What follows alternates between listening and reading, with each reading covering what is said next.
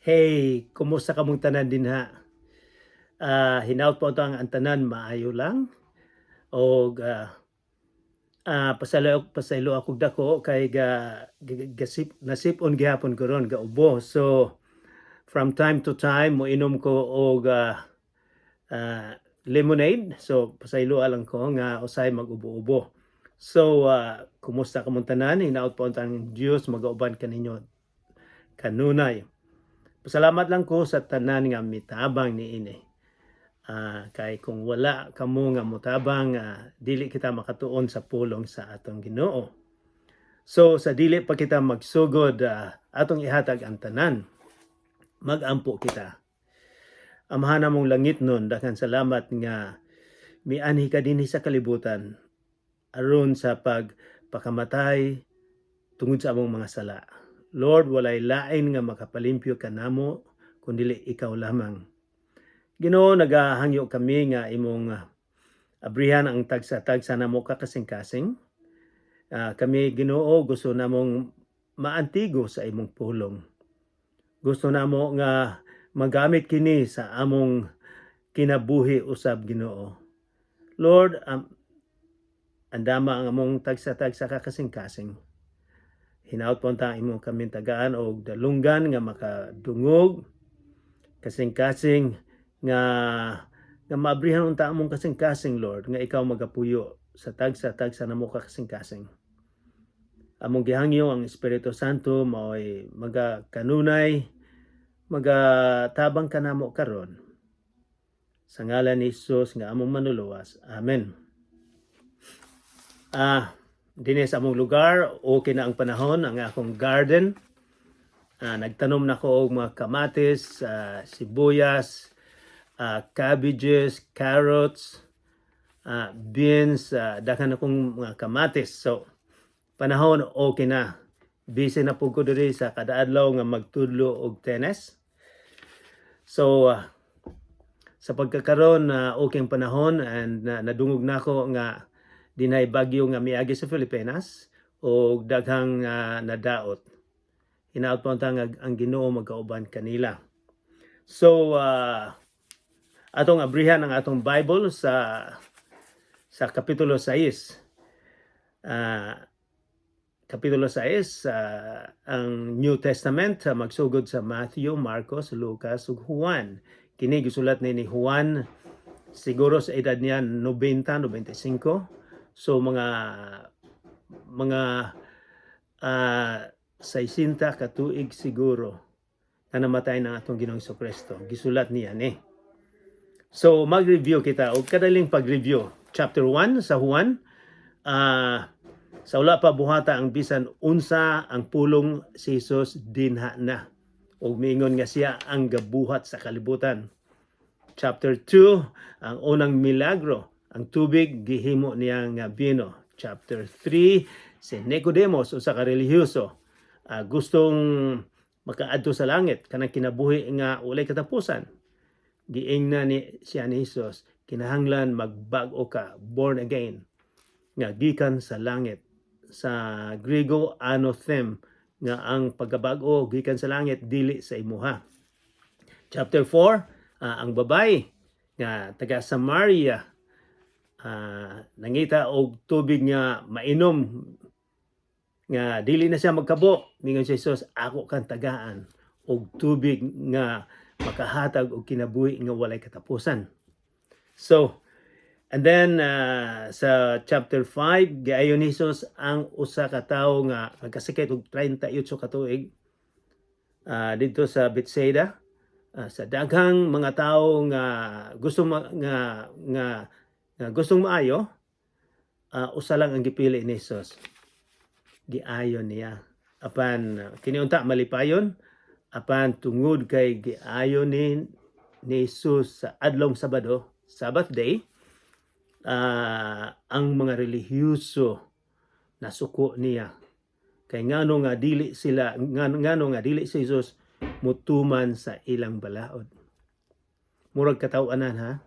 Si Jesus ang gahimo sa balaod. Siya ang Ginoo, nganong mutuman man siya. Mingon siya, ang akong amahan gatrabaho bisag unsang adlaw. ako usab. So, and then miadto kita sa chapter 6, kapitulo 6. Wala na ito nanuhuman. And sa kining chapter 6 karon, mao na usa sa pinakalisod nga topic. So gikana nato ang Espiritu Santo nga makatabang kanato kay usa ni sa akong giingon nga pinakalisod. Okay.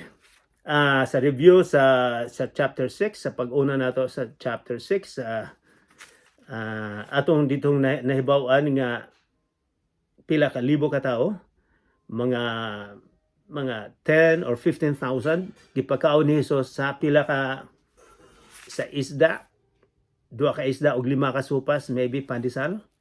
So dako ning kaayong milagro nga gihimo ni Hesus nga gipakaon niya ang mga tao. So makaingon mo, mangutana, tao lang ba na si Jesus? Ang iyang kwalidad sa amahan, kwalidad sa Ginoo. Nga imagine, huna-una gipakaon ni ang pila ka libo. So, muadto na kita sa versicle 16. Pasahon nato. Guys, na ba mo sa sinulat ni Juan, kapitulo 6, and then muadto ta sa DC 6:16. Ang title, naglakaw si Jesus sa tubig. So, pagkahuman, okay. So, pagkahuman na nga gipakaon ni Jesus ang mga tao. And then, sa pagsalop sa adlaw, verse 16, nangadto sa lanaw ang iyang mga tinunan. Og nanakay silag sakayan, unya nanabok ngadto sa Capernaum. Nagabi na lamang, apan wala gihapon muapas kanila si Jesus. Nabiyaan si Jesus kay nagampo siya. Niadtong higayuna, dagko kaayo ang balod tungod sa kakusog sa hangin. So, kay kanang lanaw na tungod sa diferensya sa kainiton sa hangin, usay mo kalit na siya og kakusog, muunos. Ako usahay makahinumdum ako kay sa barko ko sa una sa among pagbiyahe sa Pacific Ocean, sa Indian Ocean, Atlantic Ocean, nakatilaw pugog dako kay balod. So usahay makaingon pugog, wow, makahadlok ni. Pero kini mga tawhana, mga fishermen, kabisado na nila. So naabutan sila dako kay balod. Ang mga tinunan nakapumugsa nag 5 ka kilometro. Sa dihang nakita nila si Jesus nga naglakaw sa tubig og nagkadol sa sakayan, busa nangalisang sila, nahadlok sila, kinsa man ni gabi pa man. Siguro ang pag-ingon nila, abat man siguro ni. Nahadlok sila, si Jesus miingon, ayaw kamo kahadlok, kay ako kini. Then, gipasakay nila si Jesus, uban ang kahinangop, o diha na ipulong nga diha. Ang sakayan midunggo sa dapit nga ilang gipadulngan. So dinhi atong makita nga ang power gahom sa atong Ginoong Kristo. The other day, so sang adlaw gipakaon niya ang sobra sa 15,000. And then karon milakaw siya sa dagat. So walay makaingon nga tawo ni Jesus, milakaw siya sa dagat. And then nayo sa giingon nga ang sakayan o sa diha sa pagsakay niya, ang sakayan midunggo sa dapit sa ilang gipadulngan. Milagro. Gikan sa tunga sa lawod, pagsakay ni Jesus, miabot dayon sila. So mo na ang atong tan-awon kung kinsa ni Jesus. And then verse 22. Nangita ang mga tao ni Jesus, kadtong gipakaon niya, nangita niya. Kaya wala naman si Jesus dito.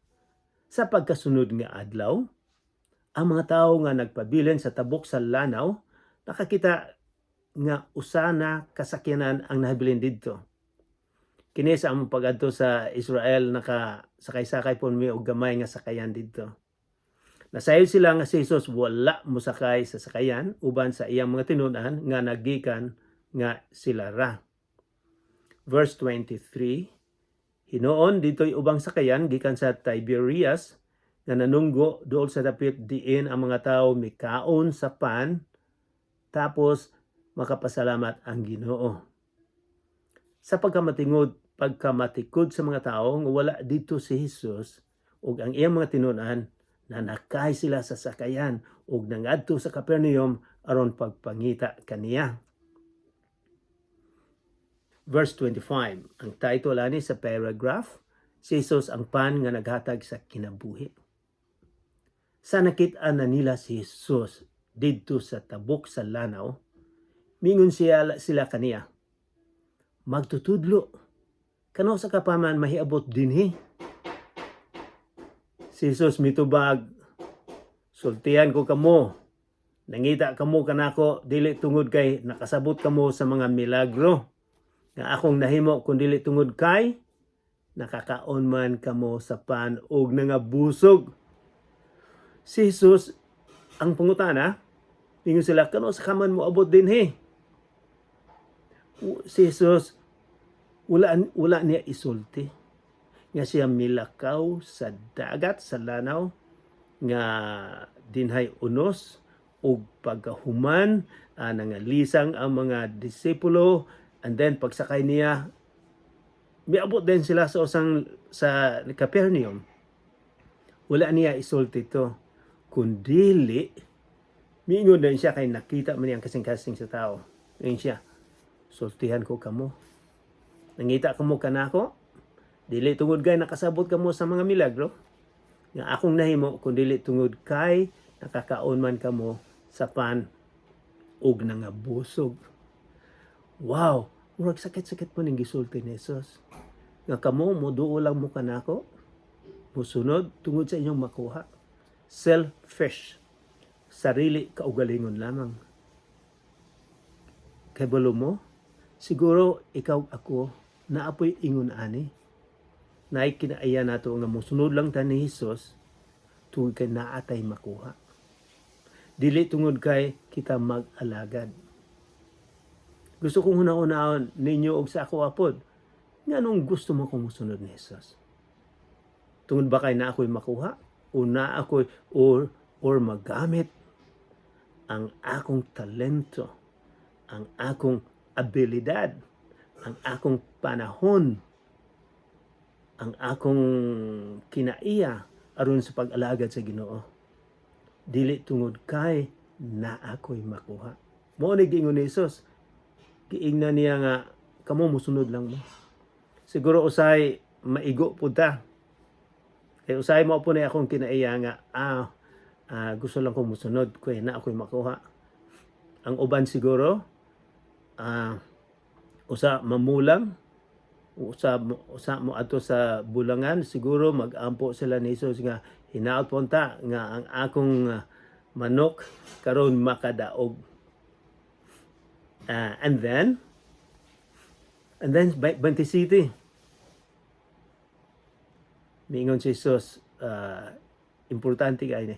Ayaw ka mo paghago alang sa pagkaon nga madaot, kundili sa pagkaon nga mulungtad ngadto sa kinabuhing walay katapusan. Kining pagkauna ihatod ko kaninyo sa anak sa tao. Anak sa tao ato na ning gitun-an gikan sa Daniel chapter 7 verses 13 to 14. Kining pagkauna ihatag kaninyo sa anak sa tao. Kay anaa kaniya ang pag-uyon sa Dios nga Amahan. So kining tanan nga gitudlo ni Jesus usa ni sa pinakalisod apan sa simpleng pagkasulti nato sa atong sa pagtuon nga si Jesus miingon nga duha ka kalibutan. Kining kalibutan karon temporaryo. Miingon siya apan adunay kalibutan nga espirituhanon. Kining kalibutan karon mahanaw lang ni. Ang tanan madunot kini atong gihaguag husto. Ako naibalogi ko, ako nag-exercise ko husto. Daghang mga medisina, daghang mga maintenance there sa Canada. Apan dili ko mulong tagdugay. Ang kung naamoy mga sakyanan usab, naamoy mga balay, dili mo lungtad. Usay ang atong sa bata pa ta, murag guwapo kitang tan-awon, apan dili po na mulungtad og dugay. Ang tanan din sa kalibutan, temporaryo. Mingon si Jesus, agi lugar nga mulungtad sa hangtod, nga walay kasakit. Mingon siya, walay kasakit. Mao na akong gusto ninyo. Kay kini karon dinhi, naghago tag gusto aron nga makuha nato ang gusto nato. Apan mingon si Jesus, kinahanglan maghago gyud mo og pinaka-importante sa in English priority, pinaka-importante sa kinabuhi, kanang kinabuhi nga walay katapusan, kanang lugar mo na giingon niya. So atong tan-aw na, mingon si Jesus 27, ayaw ka mo paghago alang sa pagkaon nga madaot, kundili sa pagkaon nga mulungtad ngadto sa kinabuhing walay katapusan. Kining pagkauna ihatag kaninyo sa anak sa tao, si Jesus. Anak sa tao si Jesus.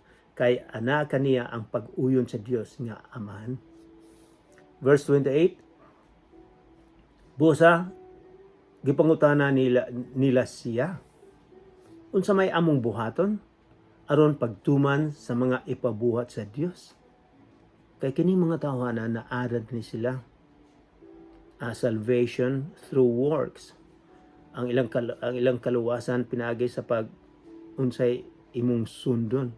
Kay kini sila mga Hudiyo relihiyoso, naa sila 613 laws, 613 nga balaod nga ilang sundon para maduol sila sa Ginoo. So nungutana sila, unsa may buhaton na abay lain nga balaod?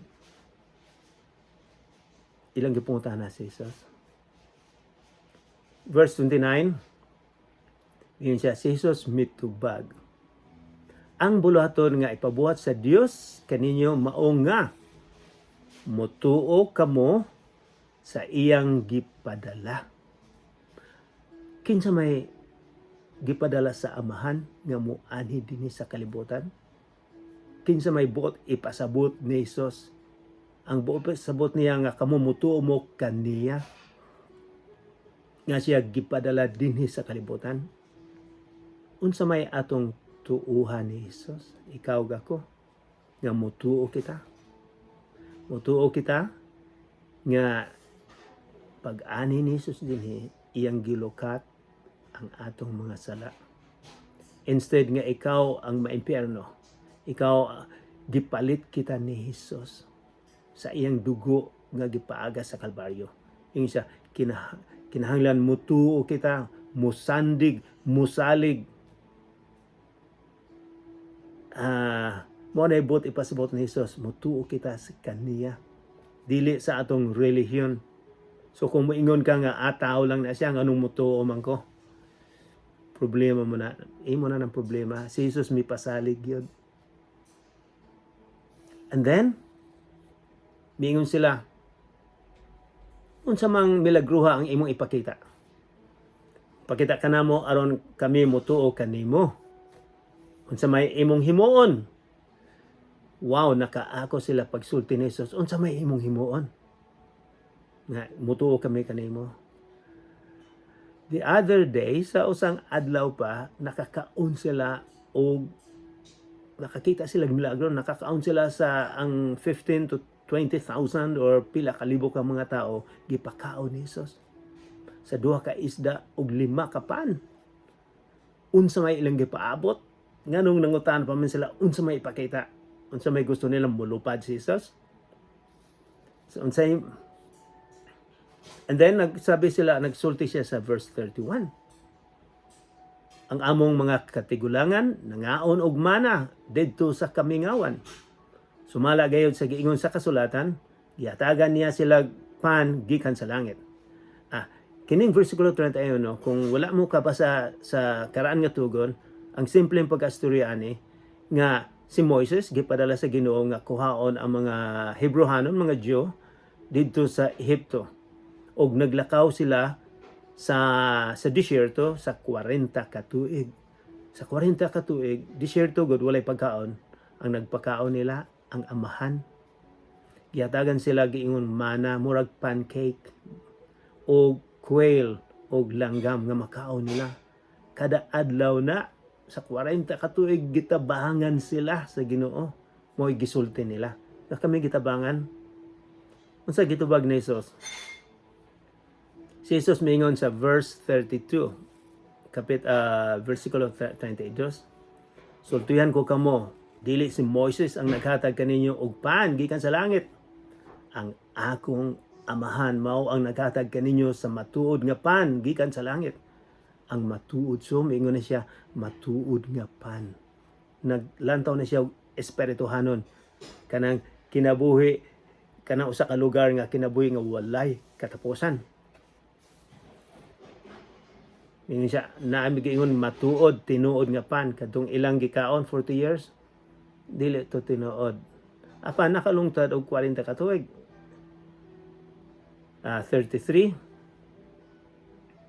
Kay ang pan nga gihatag sa Dios mao siya nga nanaog gikan sa langit og naghatag og kinabuhi sa kalibutan. Yung sa katong nanaog, katong iyang gipadala na si Jesus nga maghatag og kinabuhi nga walay katapusan.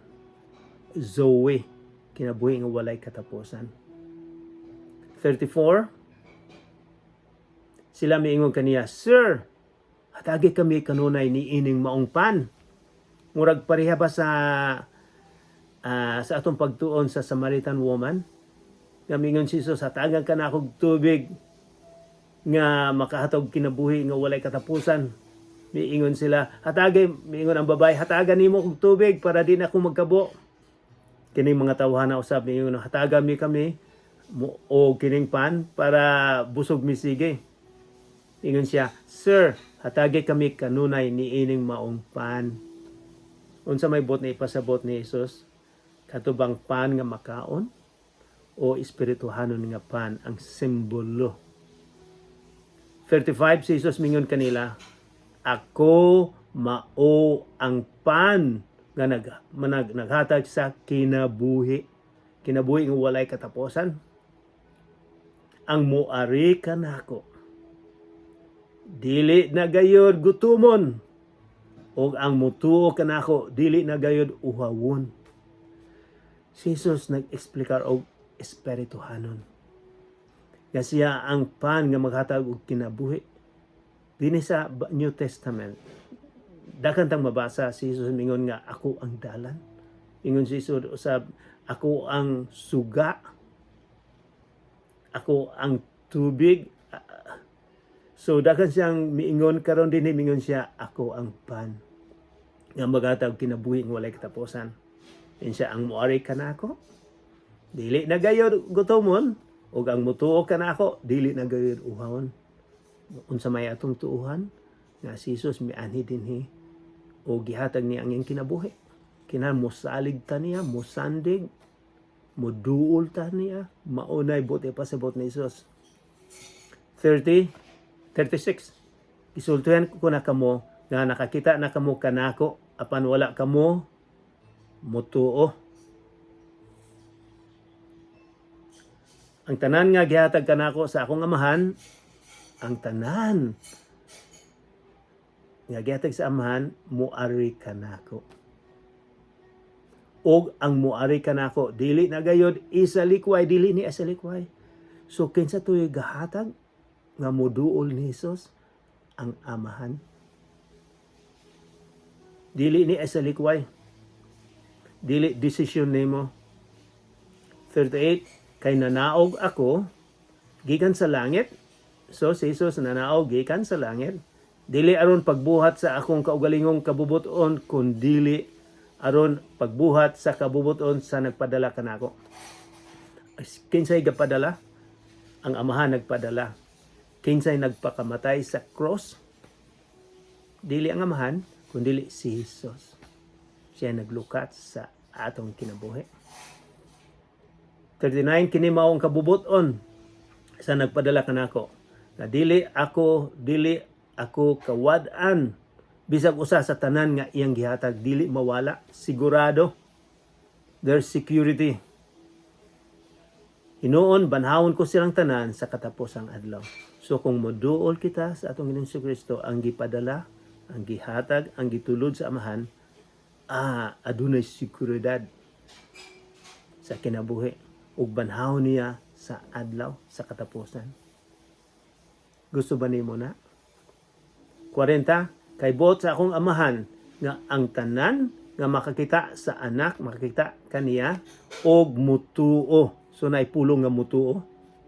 Kaniya makabuton sa kinabuhing walay katapusan. Kung mutuo, walay gusto sa man kung ikaw ako mutuo, musalig, musandig, kaniya,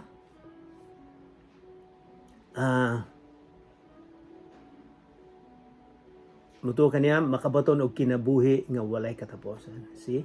Miingon si Jesus, naanay kinabuhi nga walay katapusan. Dinhi sa kalibutan natin, dinhi sa mundo, temporary, kinabuhi, may katapusan. Miingon siya, ako makahatag og nianang lugar, kamo makapuyo nga ang kinabuhi walay katapusan. And then 41, miingon siya, ang mga tao nagbagubol bato kaniya kay miingon man siya, ako ang pan nga gikan sa langit. 42, miingon sila, dili ba si Jesus ang anak ni Jose? Nakaila kita sa iyang amahan ug inahan. Busa nganong miingon man siya nga gikan siya sa langit, mo ilang paglantaw. Taga Northern Israel lang na siya. Nganong musulti man siya ni ining tanan nga ing gisulti. Si Jesus mitubag, ayaw kamo pagbagolbol. Walay makaari kanako. Gawas kon ang akong amahan nga nagpadala kanako. Maoy mo paduol kaniya ngari kanako. Og banhawon ko siya sa katapusang adlaw. Dini ato makita nga ang amahan ang mag-post sa atua aron nga makaduol kita sa atong Ginoong Kristo. Og banhawon niya, nag-promise, nagsaad gyud siya nga banhawon. Ang mga propeta nagsulat, verse 45, ang tanang tao tudluan sa Dios. Ang mamati sa amahan ug makakaton gikan kaniya muari kanako. Ang mamati, namati ba kita sa pulong sa Ginoo? Muana ba ta ni Jesus? Muduol ba ta? Musandig ba ta? Mukaput ba ta ni Jesus? 46, apan wala kini magpasabot nga may nakakita sa amahan. Siya nga gikan sa Dios, si Jesus, maulang ang nakikita sa amahan. 47, sultihan ko kamo, ang motuo may kinabuhing walay katapusan. Saad na ni Jesus. Ang motuo kaniya walay makahatag siya kinabuhing walay katapusan. Ang problema sa kadaghanan sa mga tao, motuo sila sa ilang relihiyon. Si Jesus mayon, dinhila nako mo, mutuo. Makahatag ako kinabuhi nga walay katapusan. Minsan, ako ang pan nga naghatag kinabuhi. Sa uban, minsan, ako ang tubig, ako ang suga, ako ang dalan.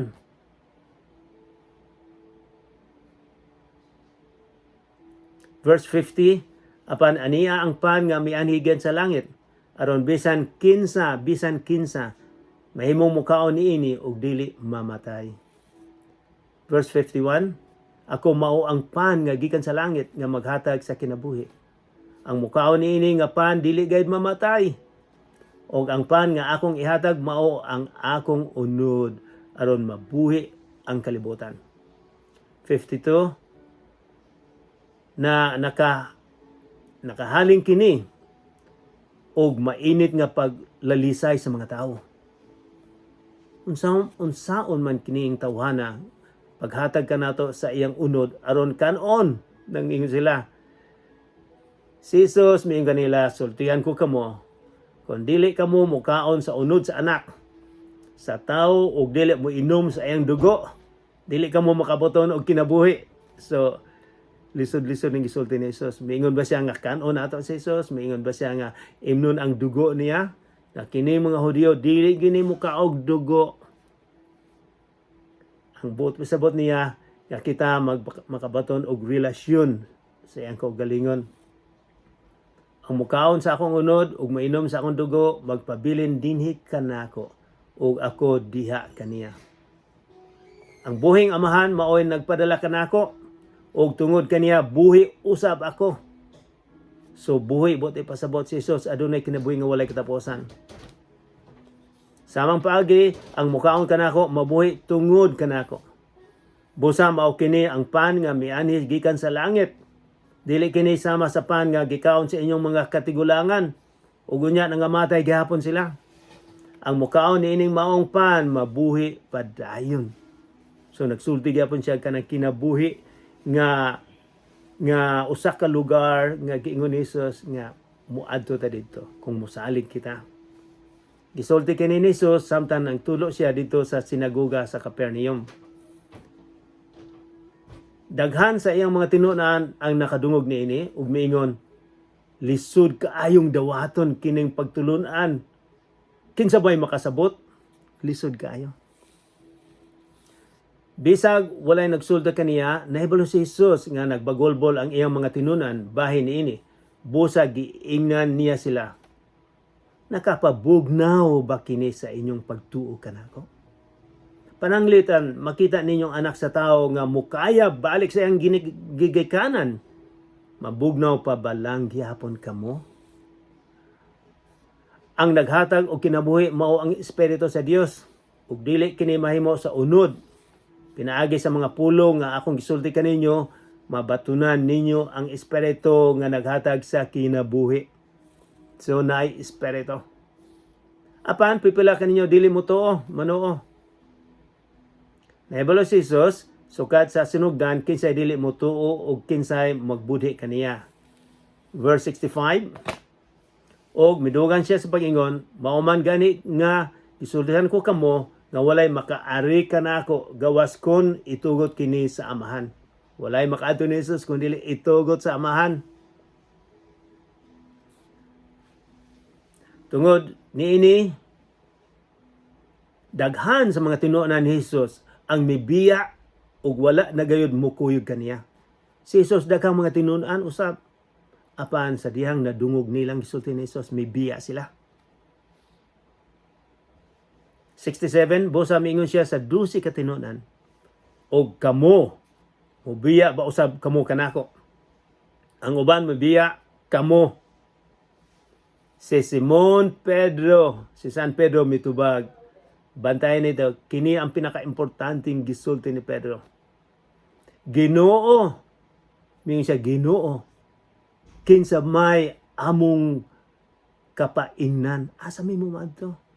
Anaa kanimo ang mga pulong nga naghatag og kinabuhing walay katapusan. Mingon siya, naalang nimo. Sundo nato si San Pedro, mingon nga si Jesus lang makahatag og kinabuhing walay katapusan. Nagtuo kami nga nasayod nga ikaw mao ang balaan nga mianhi gikan sa Dios. Si Jesus mitubag kanila, dili ba gipili ko man kamong dusi apan yawa ang usa kaninyo. Verse 71, ang iyang gipasabot mao si Judas nga anak ni Simon Iscariote, kay si Judas bisan tud usa ka dusi ka tinunan magbudhi man kaniya. Unsa may itong buhaton ni ining atong natunan karon? Akong gipahinumdum kaninyo ang gisulti ni San Pedro. Mingon San Pedro, Ginoo, kinsa may among kapaingnan, anaa kanimo ang pulong nga naghatag og kinabuhing walay katapusan. Mag-ampo kita. Among amahan nga langit nun, daghang salamat nga ikaw ang source sa kinabuhi nga walay katapusan. Ginoo, hinaot pa unta nga kini among masabtan, hinaot pa unta nga kini makasulod sa among kasing-kasing.